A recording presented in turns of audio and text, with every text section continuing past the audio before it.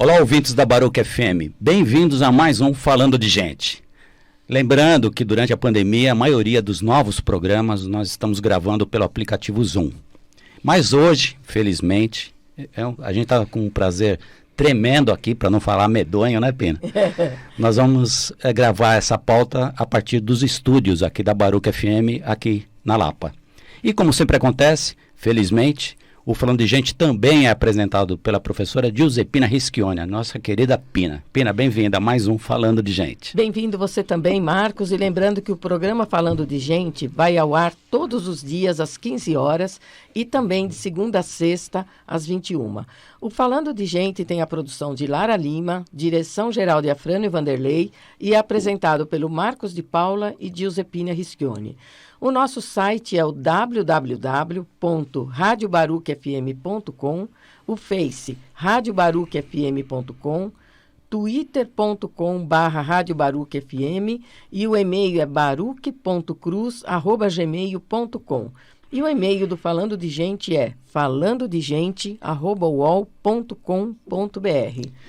E hoje no Falando de Gente nós falaremos sobre arte, sobre cultura, sobre inovação, sobre entonação. A gente vai entrevistar essa pessoa muito querida, muito maravilhosa, reconhecida nacional e internacionalmente, que é o Wilson Roberto da Hora Santos.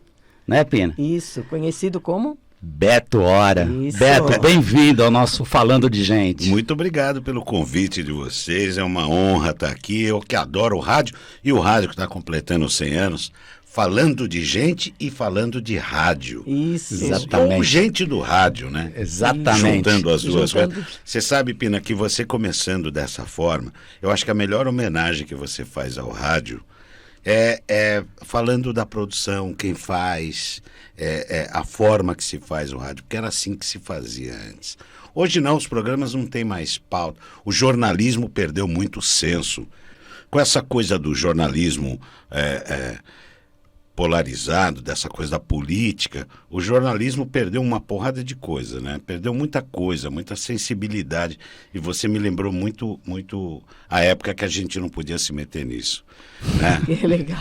Ô Beto, diz para nós, antes de mais nada, a principal, eu diria, questão que a gente propõe às pessoas que nos atendem aqui, que chegam aqui no estúdio ou nos atendem pelo aplicativo Zoom. Quem é o Beto Hora, gente? O Beto Hora é um cara extremamente normal, extremamente simples, um cara que adora feijão com farinha, de hábitos muito simples, filho de baianos, um amante do rádio, começou a ouvir rádio aos 5 anos de idade, nos anos de 1968, porque minha mãe tinha um restaurante, meu pai era da Força Pública, né? E minha mãe tinha um restaurante. E o rádio ficava ligado o dia inteiro. E o hábito do rádio me trouxe até aqui. Eu caminhei por esse som maravilhoso do rádio até aqui, desde 1968. Eu nasci em 63. E de lá pra cá o rádio me encantou.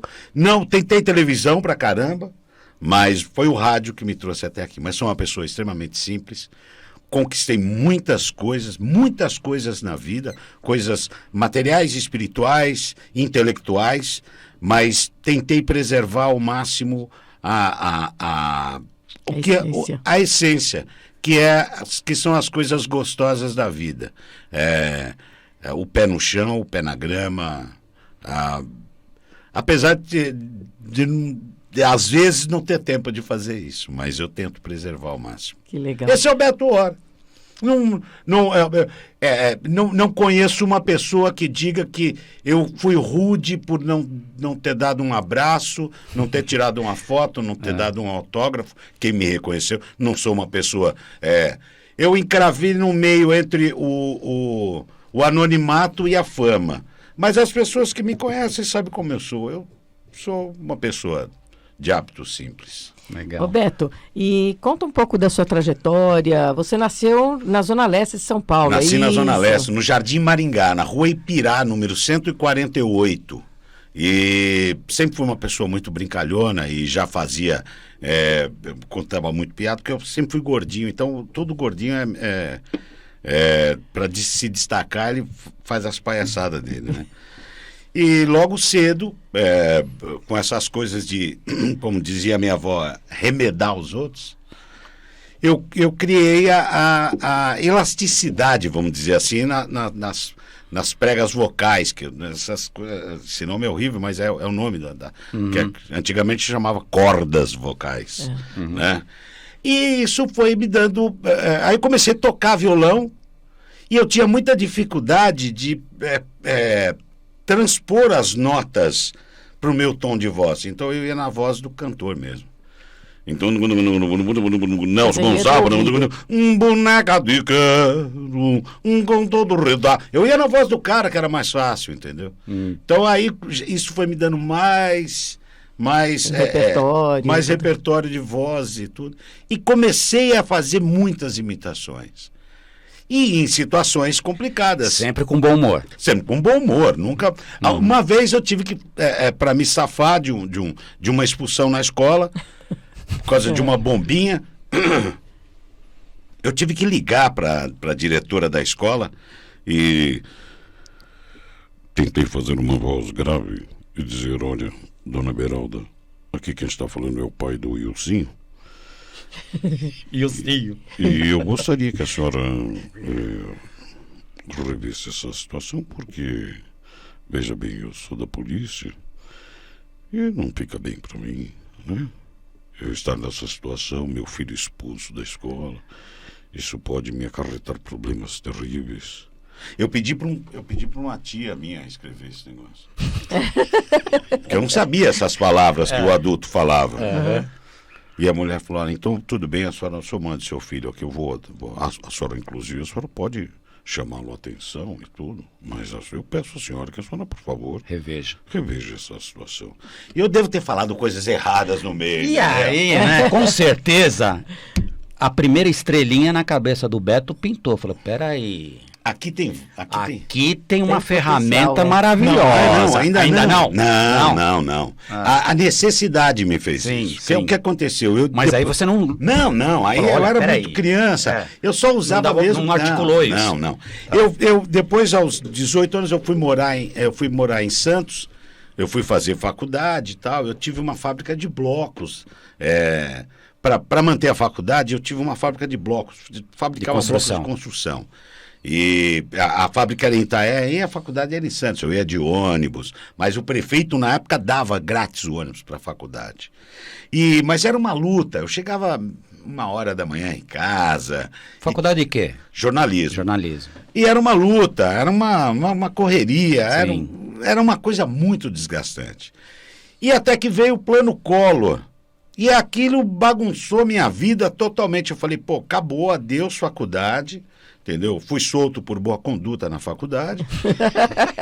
Aí, cara, não teve como continuar a faculdade e não tinha como comer. Eu cheguei em casa, uma situação que tinha 2 batatas em casa. Eu falei: pô, não dá mais, eu vou ter que subir para São Paulo. Tinha um amigo, que inclusive perdi esse amigo durante a pandemia, o Nidão, grande amigo, que ele era taxista. Ele falou: cara, eu vou te apresentar para um cara chamado Rui Monteiro, que trabalha na Jovem Pan. Mas foi necessidade mesmo, eu estava numa situação complicadíssima.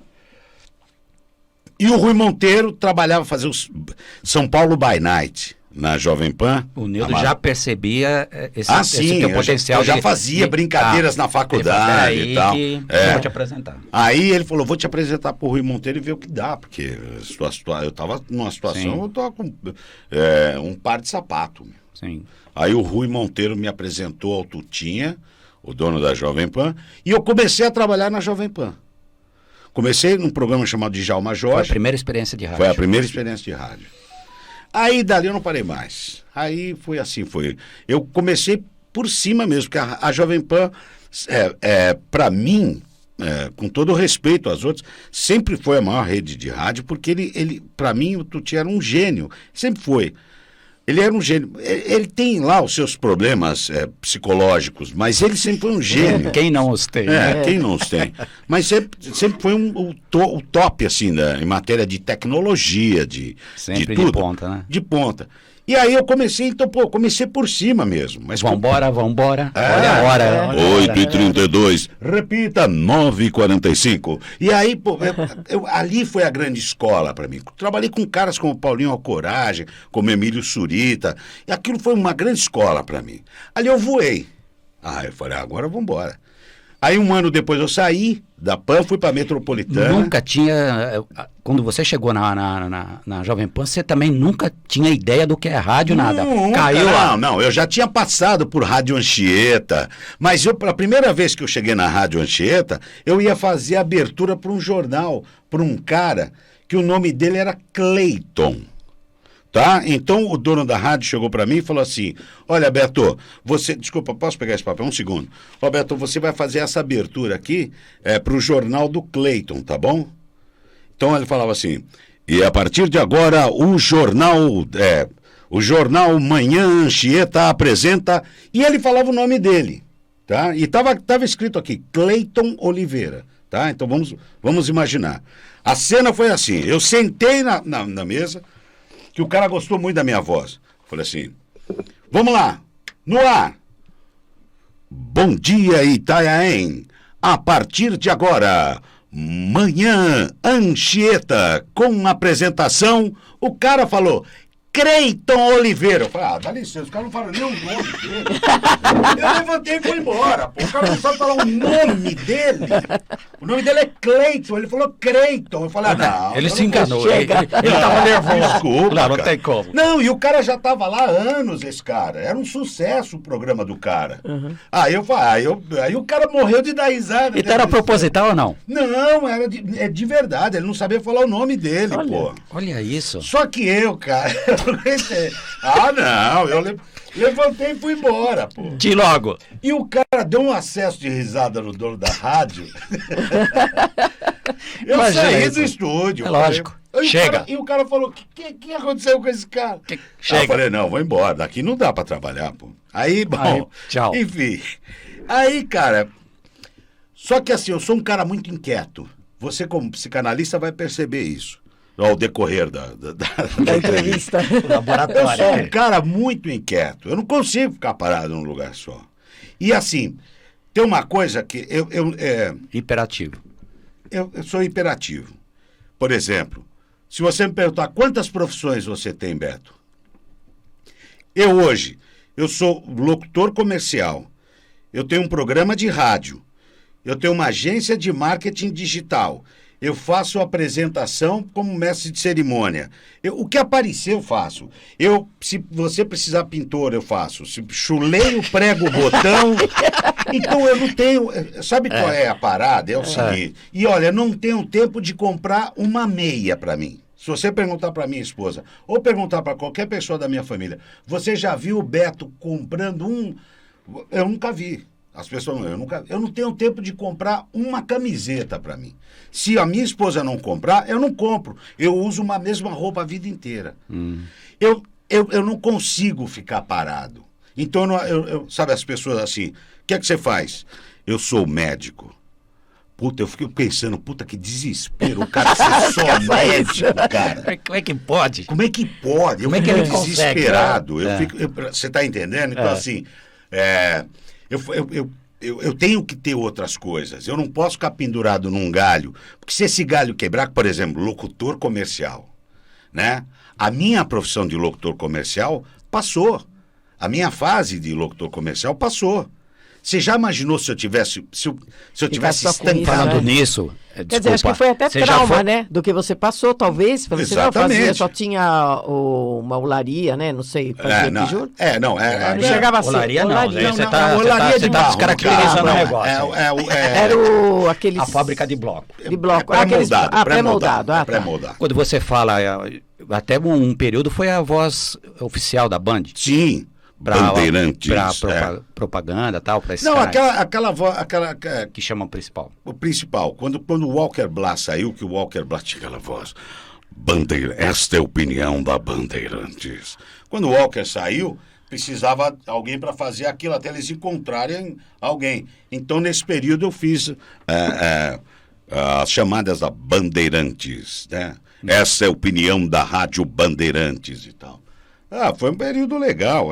Mas... Aí você chegou na Jovem Pan, ficou Sim, um período lá. Fiquei um ano na Jovem Pan, aí fui para a Rádio Metropolitana, fui também fazer humor, fui fazer vinhetas. Na época era muito comum fazer A Jovem Pan, nessa primeira experiência da Jovem Pan, já tinha essa ideia do Na Geral ou ainda não? Não, nada disso. Não, Na nada. Geral 2005.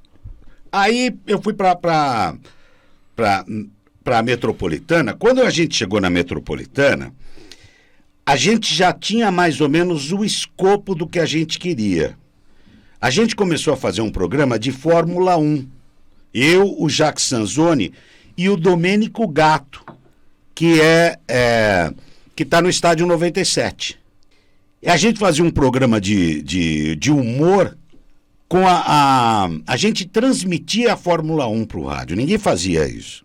É a coisa... Um imaginário, né? Não, a coisa pior do mundo. Você imagina a Fórmula 1 pro rádio, cara.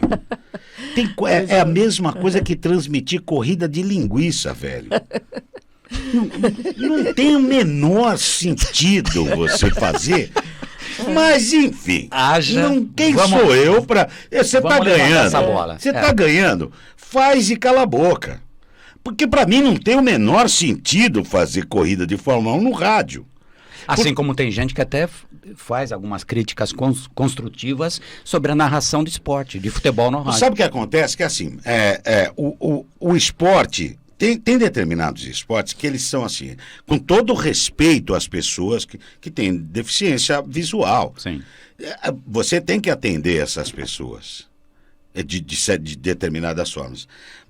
Mas para você fazer isso, você tem que entender a linguagem dessas pessoas. Sim. Você está entendendo? Buscar uma sintonia. Buscar uma sintonia, porque não adianta você colocar um palhaço para fazer uma transmissão de Fórmula 1 para este público. Não vai adiantar. E o que eles... Porque assim... Vai ser mais ruído do que comunicação. Exatamente. Então não adianta. O que a gente fazia não era com esse sentido. Não vamos fazer um trabalho para os deficientes visuais. Nós vamos fazer um trabalho para... Mas quem é que vai ver? É um esporte totalmente visual. Fórmula 1 é um esporte totalmente visual. É a mesma coisa que você transmitir balé pelo rádio. Já pensou? Imagina, cara. Cara, não dá, velho. Mas, enfim, era um fiasco aquilo. Sabe o negócio que é... Você sabe que não vai dar certo? Você tá vendo que não vai dar certo. Escreveu isso. Você tá vendo. Ele não, fazia, e não tinha, quem não. Escreveu não, isso? E o detalhe, não tinha nenhum script. Nossa. Não tinha nenhum script. É sistema VHS, sabe? Vai que na hora sai. Liga e vai. Você tá vendo na televisão. E rolou algumas vezes. Não, rolou um ano inteiro. Olha aí. Um campeonato inteiro. Bom, enfim. E aí, mas aquilo também já estava me enchendo o saco. E aí eu fui fazer um curso de mergulho. Olha só pra onde foi. Tá vendo? Olha lá. Não, mas isso pode ser uma metáfora. Sim. Fui fazer um curso de mergulho. Eu tava estressado, já falei, preciso fazer alguma coisa. Fazer um curso de mergulho na Ilha Bela. Conheci um cara chamado Antônio Viviani. E aí, negão? Beleza? Conheci o Antônio Viviani, gravava muito na época. Até hoje grava.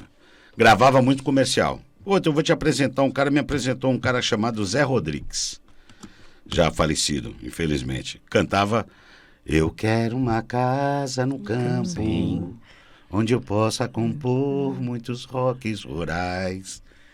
Conheci o Zé Rodrigues, fiz um primeiro teste de comercial com o Zé Rodrigues, depois eu fui para a MCR na 13 de maio, gravei um comercial nesse dia que eu fiz o teste na MCR.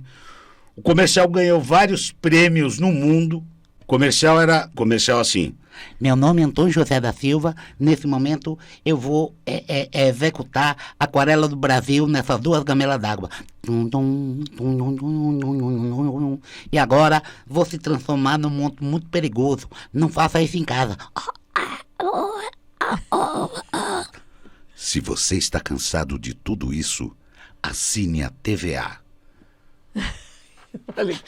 Cara, foi o começo da TV a cabo no Brasil. O comercial era maior que isso. Mas enfim. Pera aí, eu não vou perder essa chance de pegar esse gancho. Qual é a importância dessa voz e interpretação com esse texto? Você nota, assim, um texto bem pensado, Sim. bem elaborado, e essa voz e essa interpretação que se encaixa, assim, perfeitamente. O que é isso? Aí é que está o sucesso. Você, por exemplo, eu fiz muita voz caricata. Você chegou a fazer texto também ou não? Texto eu fiz quando precisou fazer uma campanha para salvar um parceiro que estava numa situação complicada, numa agência, e precisava fazer um texto para Kaiser. E aí eu criei a campanha Dá para tomar uma Kaiser antes? Que era várias situações assim. Olha, você vai entrar nessa jaula aí, tem 12 leões, tá aqui os 12 bifes, você entra lá dentro da jaula e dá um bife para cada um. E se eles brigarem, você aparta, por favor. E o cara falava, dá para tomar uma Kaiser antes? Essa campanha, eu escrevi mais de 200 comerciais. Mas nunca me entrei muito nessa, porque tinha muita gente boa na época. Hoje faço isso. Hoje escreve também. Hoje eu escrevo também com a minha agenciazinha, eu faço também. Mas a importância é muito grande. E a gente tinha gente, cara, com muita capacidade nessa área. Então você podia até dar um brilho, alguma coisa, mas o texto já vinha pronto para você. Eu lembro que tinha um redator chamado Paulo Leite, que o cara fazia coisas incríveis. Eu me lembro de um comercial como se fosse hoje, que era um comercial do Dreia, que eu fazia, o Dreia, e era assim o comercial. Pô, você não vai acreditar. Quem que eu fui atender ontem? A Sula Miranda. Cheguei na casa dela, olhei aquela máquina e falei assim, dá para tirar toda a roupa? Aí ela falou, claro, e começou a tirar a roupa. Aí eu vi que na máquina dela, lá embaixo da peça, estava quebrado. Aí o cara falava, como é que é? Deu duro, hein? Aí, deu duro. Não, ele falava, não, só. Aí é que eu percebi que a máquina de lavar dela estava com a peça quebrada. Aí, deu duro. Tome um Dreia, desce macio e reanima. Cara, uma peça dessa, cara, era uma delícia você gravar, porque já vinha pronto, era só você colocar o personagem. Você pega um texto desse, você já sente essa energia. Cara, você já sabe o personagem, sabe? Eu tinha um comercial que era assim, era uma vaca, um porco... Era uma vaca, um porco e uma galinha. Era uma vaca, um porco e uma galinha. Falando assim, o final do ano está chegando. Chegou a vez dele, né? Saiu um pouquinho do nosso pé. Aí a galinha fala, por favor, deixa a gente em paz um pouco. Aí o porco fala, eu tô cansado de correr. Aí o peru, não... Me esquece! Era final do ano, era ano de pegar o peru, né? Então, cara, você pegava o texto, você já via, você já ouvia a voz, entendeu? Então, quer dizer, era uma delícia, cara, sabe? Aí foi acabando, eu acho que as novas gerações, isso vem com a experiência, né? Essa nova geração, uma hora vai chegar a isso. Mas quando eles chegam nesse primor, já é hora de substituir. Já, infelizmente. Aí, Beto, deixa eu te perguntar uma coisa. Aí a gente está até, né, como você falou bem no início, 100 anos de rádio. 100 anos de rádio. Que trajetória belíssima isso, né? E essa rádio que muitas e muitas vezes chegou a algumas pessoas, várias pessoas, agora vai acabar. Agora é a Sim. NET. Agora, como é que você interpreta, né? Porque você viveu essa época que era assim. Eu vou contar uma pegando história. boi com a unha. Eu vou contar uma E hoje história de tem rádio. toda uma tecnologia aí. Eu vou contar uma história maior. de rádio para vocês que, para mim, o que aconteceu comigo, tenho várias histórias de rádio, mas essa para mim foi a melhor. Meu chefe na Bandeirantes, eu fiquei 17 anos na Bandeirantes. Meu chefe na Bandeirantes era um cara chamado Carbone. Ele tinha uma voz o Carbone era conhecidíssimo. Não só pela voz dele, mas pelo estilo dele. Psicólogo, inclusive. Grande figura. Carbone, eu odiava, porque o nosso programa tinha 2 horas, o Na Geral. E eu odiava que interrompesse o Na Geral. E toda hora interrompiam, por causa de trânsito, ou pegava fogo em algum lugar, ou acontecia algum... Eu toda hora interrompia, eu odiava isso. Mas, enfim, era uma rádio jornalística, tinha que abrir o espaço. Bom, casou alguém lá na Inglaterra. O filho do príncipe casou lá, o William, né? É William o nome dele? O primeiro que casou lá? Dos filhos da Diana, é o William. Então, enfim. Casou. Porra, a Bandeirante cismou de colocar no rádio. Ora, mas o que é isso? Por que vai transmitir um casamento no rádio? Na televisão tem tudo a ver. Mas no rádio não tem a ver. Bom, Carbone fala assim, vamos entrar em rede. Coloca em rede. Perdão. Imagina. Tá bom, coloque... Esse é o meu copo? Ah, não. Coloque em rede. Porra, mas que é isso? Pô? Colocar em rede? Casamento? Tá bom. E Nelson Gomes está na televisão e falando. Casamento. Lá vem a carruagem. Pô, e aquela coisa chata. O que eu resolvi fazer? Aí você foi assim. Clac, clac. Não, só que eu tô fora do ar. Cavalo. Clac, clac. Eu tô fora do ar. Tá o Zé Paulo aqui e o Lélio aqui conversando e eu tô aqui olhando pra televisão, que eu sentava de frente pro estúdio. Aí eu comecei a imitar o Zé Silvério. Meus amigos da Bandeirantes, começa, Chico. Lá vem a princesa, o cavalo. Olha que belo cavalo, hein, Zaidan? Sou Sutor Alas, cavalo, foi mais de 20 travesti pra pitear esse cavalo. Que bonito. Lá vem o cara. E o cara da técnica de sacanagem tinha uma voz. Colocou eu no ar. Nossa. Tirou Nelson Gomes e colocou eu no ar. O Carbone tá indo embora. Escutou. As falhas... Que é isso? O que tá acontecendo? Liga pra banda. Vocês estão loucos? Tira esses caras do ar agora! Você tá louco? Tira aí! E os caras dentro do estúdio morrendo de dar risada. É lógico, pô. O Zaidan e o Zé Silvério transmitindo o casamento. Olha claro, pô. sem maldade nenhuma. Lógico. Ela fez... Olha, ô Zaidan, olha, quase 1 quilômetro de granada, Zaidan. Senhor. Zé, eu tinha vontade, se eu tivesse a oportunidade, eu usaria uma granada dessa. Zé, aí acaba dentro de você.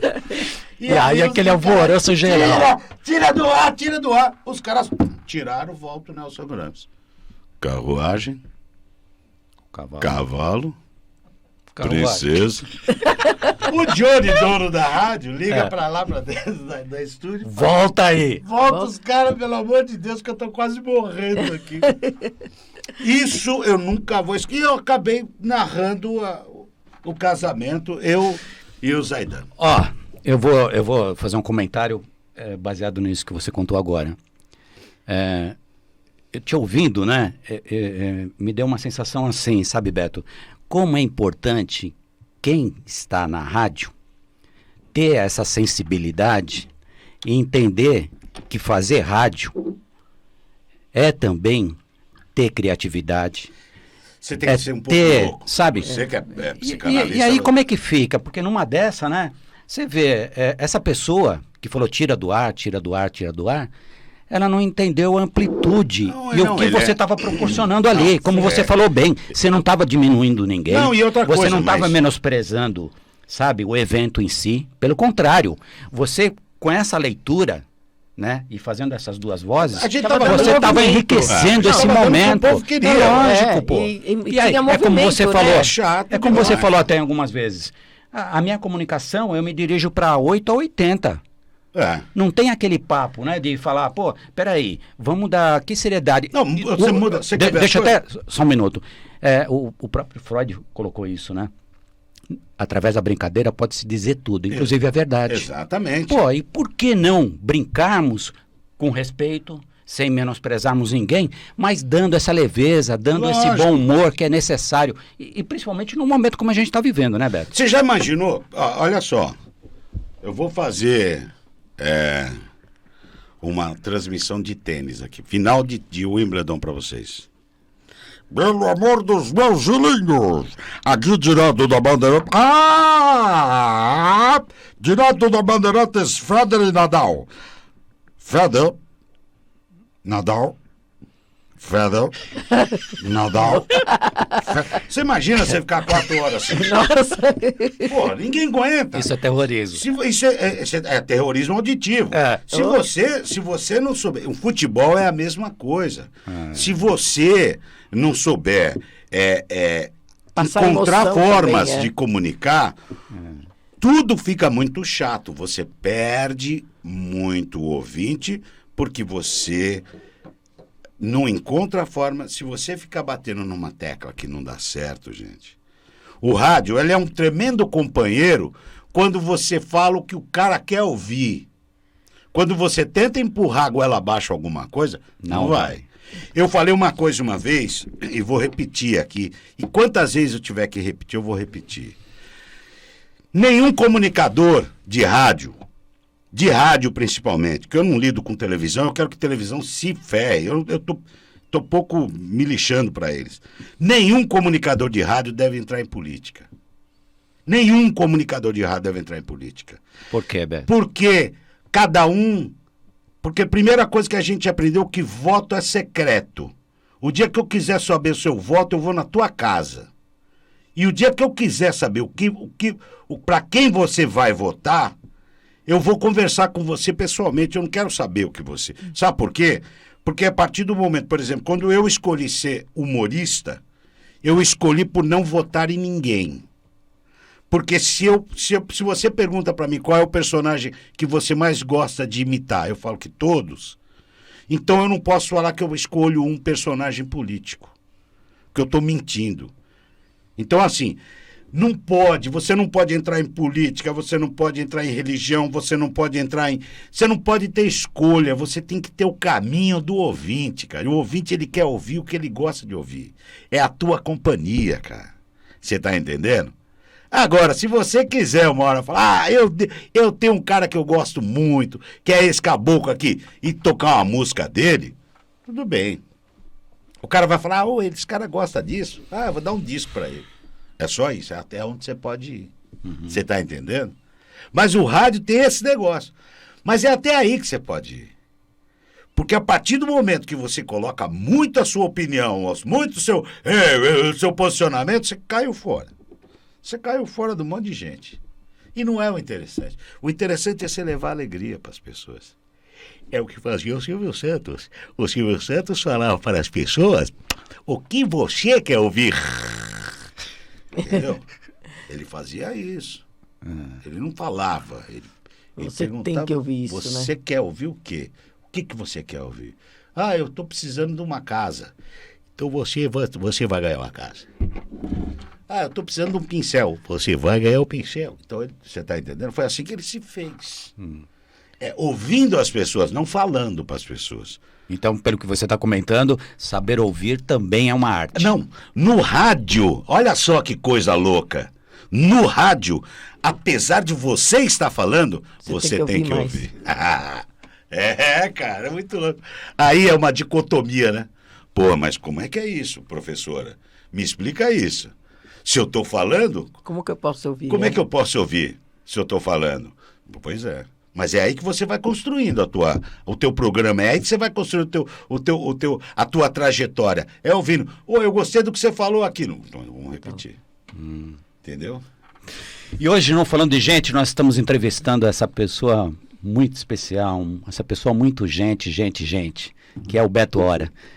Ô Beto, e lá em 2014, a sua voz foi parar no padrão lá das vinhetas da Copa do Mundo. Como que foi isso?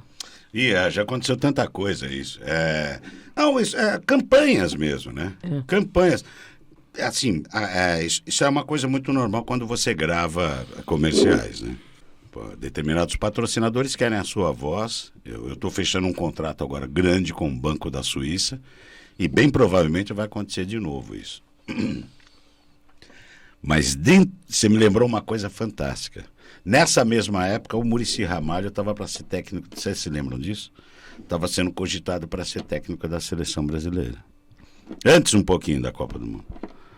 Aí um repórter da Globo perguntou para ele assim, Muricy, se você for técnico da seleção, você vai tratar os jornalistas como você trata? O temperamento. Não, eu vou treinar um pouco mais, né, meu? Eu vou fazer o seguinte, vou chamar o Beto Hora para atender vocês. Olha só. E assim, a Globo sempre teve uma restrição comigo. Está escrito na Globo, proibida a entrada de Beto Hora. Sabe? Porque primeiro que eu nunca gostei da Globo. Nunca tive nenhum problema, mas eu acho que eles sempre tiveram comigo. Porque talvez por uma questão de... Eu sempre imitei os caras, sempre brinquei, sempre critiquei. Pode ser que você incomode. Já incomodei muito, entendeu? Hoje não mais, porque já pintou tanta gente melhor que eu, fazendo coisas melhores que eu, que hoje já passou isso. Mas teve uma época que eu incomodei muito eles, entendeu? Então você imagina o cara falar, responder isso pra Globo, foi uma coisa meio... Não tem como tirar, né? Nossa. Então, mas enfim. Roberto, aí a gente pega essa trilha mais ou menos do esporte, né? Do futebol, mais especificamente, né? Aí você vê que a rainha que acabou de falecer agora, e no teu Instagram, você ao lado da rainha. Uma coisa muito bonita até, né? Uma homenagem assim, e justo nessa semana, né? Fala como é que foi essa experiência. Como é que aconteceu isso? A minha experiência com a rainha foi uma das coisas mais fantásticas do mundo. Eu vou contar para vocês em primeira mão, aqui ouvintes da Baruch. Eu fui para a Inglaterra a convite da Volkswagen do Brasil. A Volkswagen ia fazer um evento de entrega dos melhores vendedores do ano e eles a entrega ia ser num lugar muito chique, muito requintado, e tinha uma salinha lá que os caras falaram, vocês podem usar o local inteiro, só não pode entrar naquela sala ali. Só que falar isso para o humorista é a mesma coisa que falar vai. E momentos antes de começar a premiação, eu fui lá abrir a porta, e quando eu abri a porta, era a imagem da rainha. O local era o Madame Tussauds da Inglaterra. Aquela rainha que está lá não tava em exposição ainda, que é uma... Como é que a gente chama? Museu de Cera. É do Museu de Cera, né? Como é que chama? Estátua aquilo? Não sei. Acho que imagem, eu não sei como é que chama aquilo. E não podia, porque ela mesmo que ia inaugurar. Sim. A rainha. E não estava exposto, e nenhuma pessoa do mundo podia ver aquilo ainda. E do lado estava o príncipe. E do lado estava o príncipe. E a coroa tava na cadeira, assim. Tava como se dissesse assim, Beto, coloca a coroa na cabeça e tira uma foto. Eu não tive dúvida, coloquei a coroa na cabeça, tirei a foto do lado da rainha. Da imagem da rainha. Mas era tão perfeito que eu tive a impressão que ela falou pra mim assim, sai daqui, filha da mãe. Aí pronto.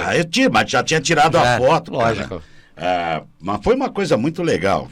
Foi uma experiência fantástica, mas não é a rainha de verdade, não. É uma imagem de cera dela. Mas foi uma aventura, porque foi antes dela inaugurar a imagem dela. Foi pouquinho, assim, uma semana antes dela inaugurar. Porque teve toda uma pompa. Porque, você imagina, para inaugurar uma estátua da rainha. Quantas vezes não foi revisto aquilo ali? Porque aquela velha... Imagina um cerimonial. Não gostei dessa aqui. Mulher, você imagina a mulher. Ah, não gostei, tá mais gordinha, vou diminuir aqui. Você imagina, e a rainha, que você não pode dar a mão pra ela, pô. Imagina. Então, cara, foi uma sorte que eu tive naquela foto. Roberto, e aí a gente volta um pouco para esse meio rádio, né? Que você chegou a comentar, né? Que a gente viu, né, Pina? Você falou, pô, a gente tava na Bandeirantes, eu comecei a falar lá do Pelé. O Cara, Pelé falou isso, falou isso. demais. Aí, de repente, o Pelé me escuta. Lembra pra nós essa história? A história por favor? foi o seguinte: o Maradona falou uma bobagem do Pelé e o Pelé não revidava, não falava nada. Falei, pô, não é possível que o Pelé não vai falar nada. Não é possível, eu tava ficando. Né? Cadê Pelé? Fala aí. Responde. Né, não respondia. E eu não tinha contato do Pelé, né? Quem era eu para ter contato do Pelé? Aí eu quer saber de uma coisa? Eu tava em casa um dia, tava tomando banho. Aí a minha esposa falou que precisava comprar leite, né? Aí eu fiquei com leite na cabeça, e Pelé, misturei uma coisa com outra. Leite em pó. Aí eu falei assim, puta, meu, já sei o que eu vou falar. No outro dia eu cheguei na rádio e falei assim, olha, gente, boa noite a todos do Na Geral. Estou numa nova empreitada, eu vou fazer leite, entendeu? E estou lançando o leite Maradona, agora em pó.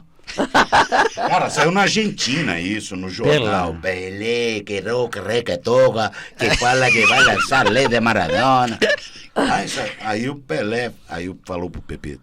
Não, aí o Pelé tava subindo pra São Paulo. Que o Pepito era Pepito o trabalhava das coisas com ele, né? Trabalhava com ele, E ele falou, eu tinha dito outra bobagem lá, que eu falava que ele estava casado com a Síria na época, e eu falava assim, olha, minha mulher quando acorda de manhã, ela parece um asterisco, porque ela usava um laque. A minha mulher quando acorda de manhã, parece um asterisco, assim, ela quando acorda, porque o laque venceu, entendeu? Aí ele disse que ele tinha falado pro Pepito assim, Pepito, acho que minha mãe tá com Alzheimer, cara, porque ela tá falando que pra eu parar de falar bobagem no rádio. O Pelé falando pra ele. Não, a mãe dele falando pro Pelé. Ah, tá. Ela chama ele de Dico, né? Tá. Dico, você precisa parar de falar essas bobagens que você tá falando no rádio. E ele? Aí ele ficou parado. Eu? Aí ele ficou parado e falou, Pepito. Que ele nem dá entrevista, né? Já tinha 30 anos que ele não dava entrevista em rádio. Pô, minha mãe tá com Alzheimer, porque ela tá pedindo pra eu parar de falar bobagem no rádio. Não dou entrevista em rádio há 30 anos. E um dia ele tá subindo pra São Paulo com aquilo na cabeça. Pô, minha mãe tá com Alzheimer, pô, que pena. Que triste. Aí ele escutou eu falando isso.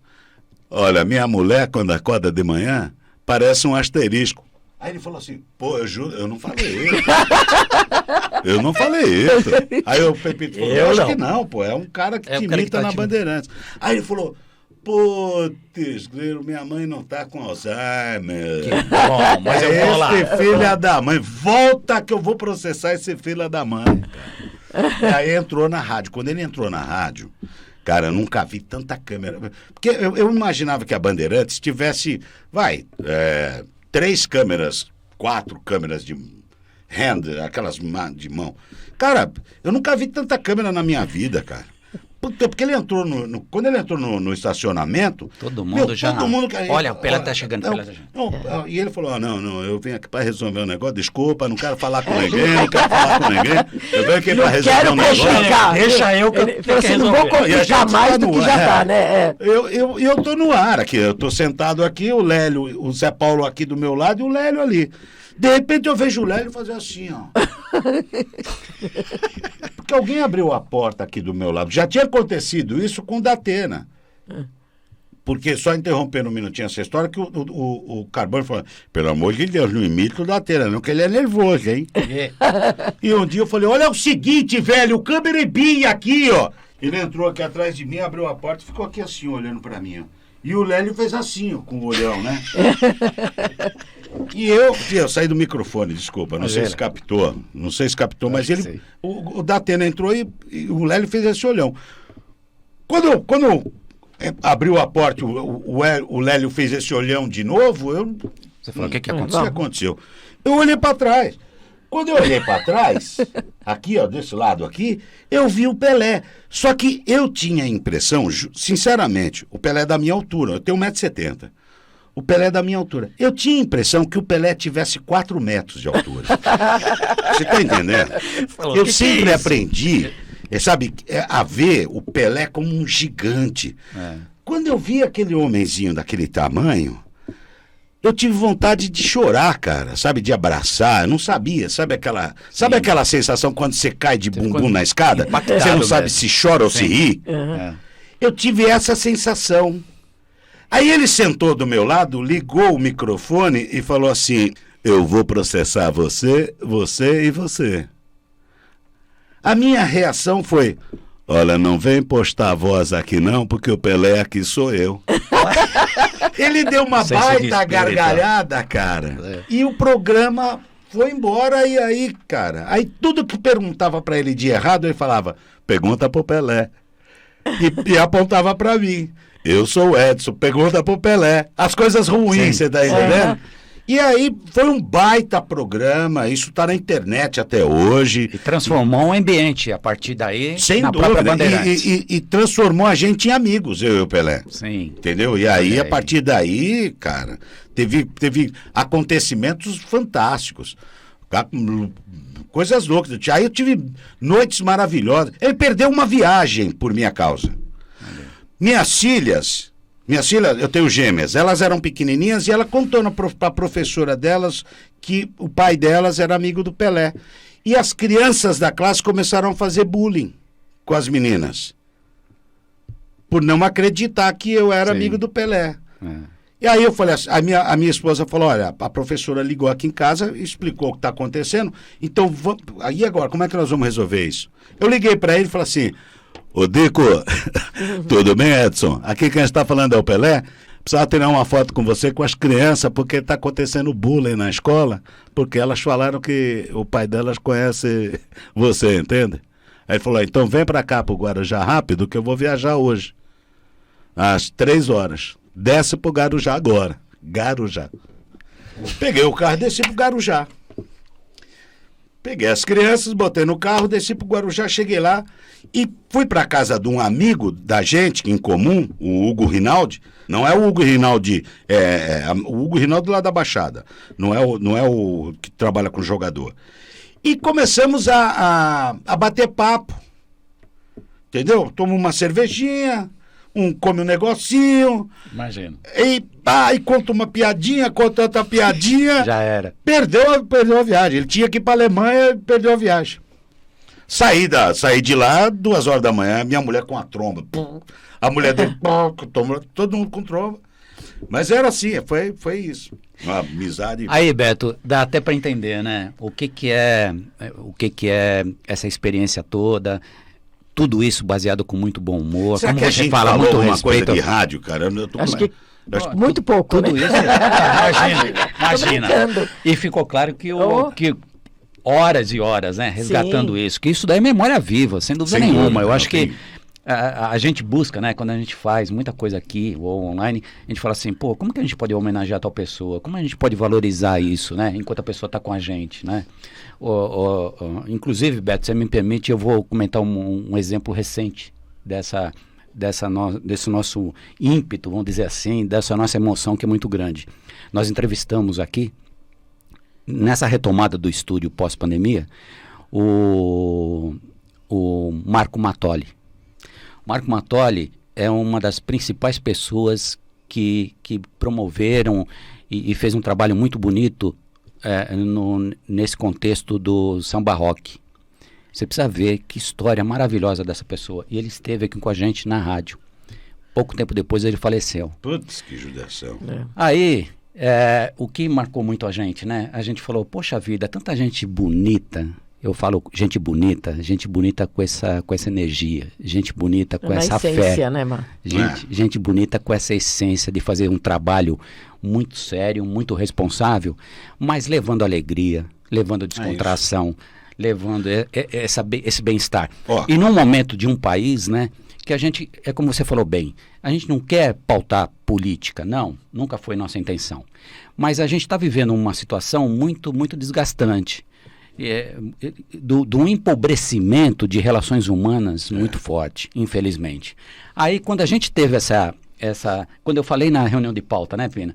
Falei, poxa vida, vamos tentar o Beto Hora, porque a gente sabe da trajetória dele como pessoa. Você sabe... Aí a gente fala assim, poxa vida, será que é muito difícil? Aí de imediato você, sabe, você já respondeu para Lara, ô Lara, tô sim, mas vai me lembrando que eu vou sim. Eu sou goiaba. Pô, aí a gente fala, né? A gente fala, pô, quem é essa pessoa, né? Quantos milhões de corações você aquece diariamente no programa na geral? Quanta gente se diverte e racha de rir e lembra e faz comentário. Quer dizer, tudo isso, né, é uma postura de alguém. É um artista, sim. É uma pessoa que tem toda essa qualidade como ser humano e como capacidade mesmo de ser esse artista maravilhoso, sim. Então, eu acho que essa é a nossa homenagem maior, quando a gente fala de 100 anos de uma rádio. Catastrofista. É a gente falar tudo isso. É verdade. Todo humorista, ele é catastrofista de alguma forma. Eu digo para você uma coisa, que você estava falando de política, infelizmente a gente nunca mais vai ter paz. Infelizmente a gente nunca mais vai ter paz na política. Eu penso assim. Então a gente tem que tirar dessa perspectiva ruim que a gente tem o melhor que a gente pode. Qual que é? Levar alegria para as pessoas. Só assim a gente vai esquecer isso. Fazermos uma releitura e ressignificarmos exatamente, tudo porque isso. é o seguinte, não dá camisa, política não dá camisa para ninguém. Eu tô há quase 60 anos aqui na Terra. Eu não lembro, eu vou falar para todos os políticos, para todos, do presidente ao vereador que estiver me ouvindo. Eu não lembro, nesses 60 anos, de nenhum de vocês entrarem na minha casa e perguntar se eu tinha alguma coisa para comer. Então vocês vão todos... Pernáquia para vocês. Inclusive no teu Instagram, o Beto me pega, grava o seguinte: tô precisando trocar meu carro, tô precisando trocar minha casa, tô precisando... Não é? Lembra disso? Vota em mim porque eu preciso disso, eu preciso daquilo, eu preciso de mais isso. É Né, isso, Beto? é exatamente isso. Então, assim, não existe isso. Essa coisa. Procura cuidar de você, cara. Se você quer trabalhar em rádio, você que ouve a Baruch, você que gosta de rádio, tá precisando. Não pense em dinheiro.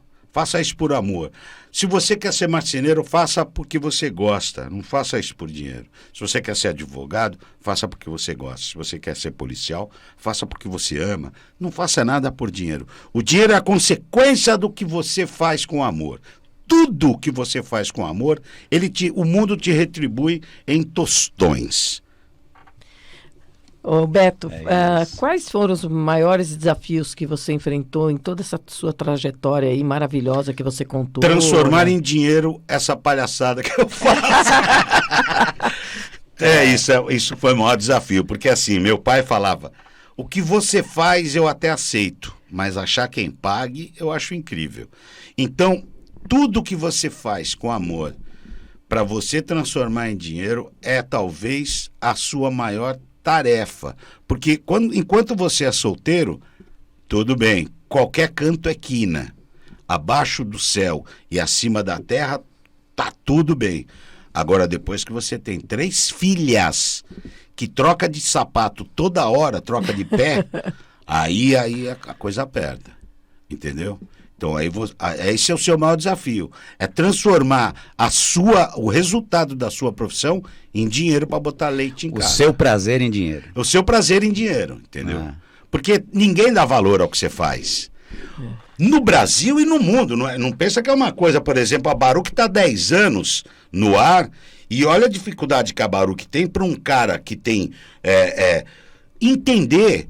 Porque o ser humano, ele sabe, o empresário, olha só, o empresário que está ouvindo a gente, sabe que ele vai pagar 100 mil de imposto, mas se ele der 10 mil para Baruch, ele vai achar muito. Ele vai pagar 90 só de imposto. Mas ele prefere pagar os 100 mil, para não dar 10 mil para Baruch. Então, é um mix de maldade com burrice, Você está entendendo? Uhum. Então, quer dizer, o ser humano é isso. Então, olha quantos desafios a gente tem. Botar na cabeça da pessoa... convencer, né, da malandro, importância. você não vai pagar 100 mil de imposto? Se você der 10 mil para a Baruch vai te dar uma nota, você só vai pagar 90. Ou é verdade isso? É verdade, todo contador fala isso. Esse gasto aqui que você está tendo de divulgação, isso é no mundo inteiro. Eu morei 10 anos nos Estados Unidos. Pergunta se algum brasileiro ajuda em rádio web ou qualquer trabalho que você... Não é muito difícil. Então, transformar a nossa arte... pergunta para um pintor que está começando, para qualquer artista. Isso aí, vou fazendo um paralelo que é verdadeiro, né, Beto? Isso daí que você está falando diz muito também a consciência e o respeito ao profissional. Exatamente. Então, quer dizer, é muito difícil. Então, a maior tarefa que a gente tem é quebrar paradigmas e explicar para as pessoas. Eu estou aqui para te entreter, mas eu preciso do retorno também. Claro. Entendeu?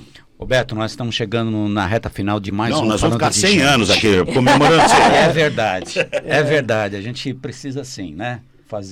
Ouvir muito mais você, observá-lo muito mais. Vou terminar o programa de hoje contando uma passagem.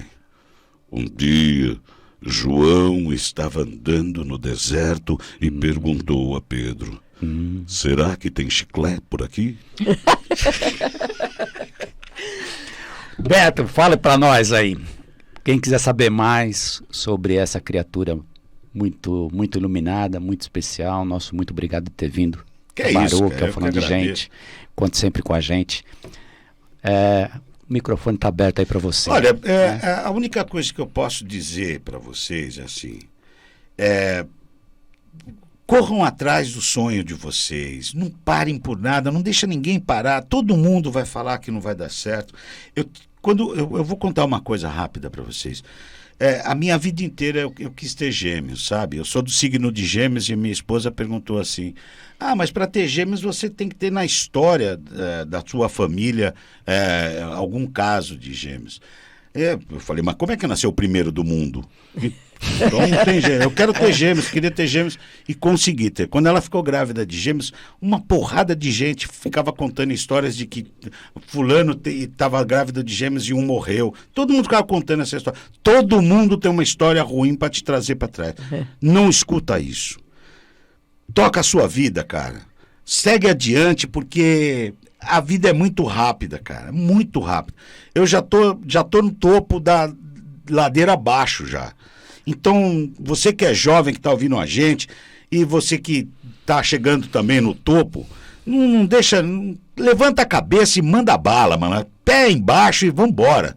Não desanima não, porque tem muita coisa para vir ainda. Entendeu? Um beijo para todo mundo e me segue lá no Instagram, @BetoHora. Este foi mais um Falando de Gente. Hoje nós entrevistamos o Beto Hora. E continue aqui na Baruch FM, a web rádio que a gente faz, compartilha e curte.